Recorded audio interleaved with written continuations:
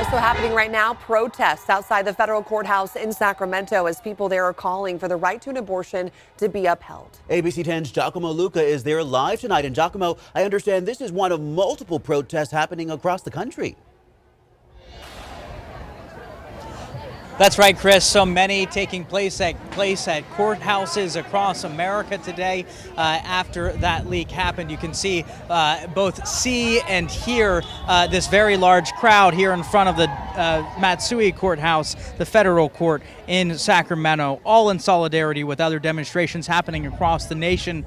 While abortion access in California is unlikely to change if Roe v. Wade is struck down, it could have consequences for those out of state who could be turning to California for answers.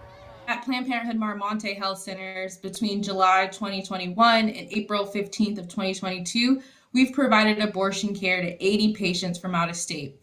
29 of those patients who've traveled from Texas did so after SB 8 went into effect. Planned Parenthood Mar Monte Health Centers in Sacramento spokesperson Lauren Babb says, and ultimately the reversal of Roe could drive up the number of out-of-state patients whose nearest abortion provider would be in California. So roughly, with Roe in place, that's about 46,000 people. Without Roe, that's about 1.4 million folks coming to California for services. Even in California, where abortion services are likely to remain protected, she says services can be challenging to reach for many, especially in the Central Valley where centers are much farther apart.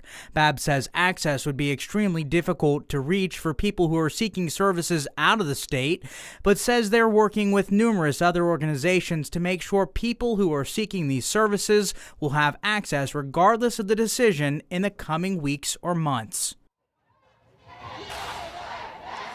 And as you can see out here in Sacramento, despite that leak, you can see there are quite a few people out here, at least in Sacramento, as well as all across the country, continuing to fight for what they believe is their right now. Back to you. Our Giacomo Luca live tonight. Again, more protests are planned. We'll make sure you all know on air and online at abc10.com.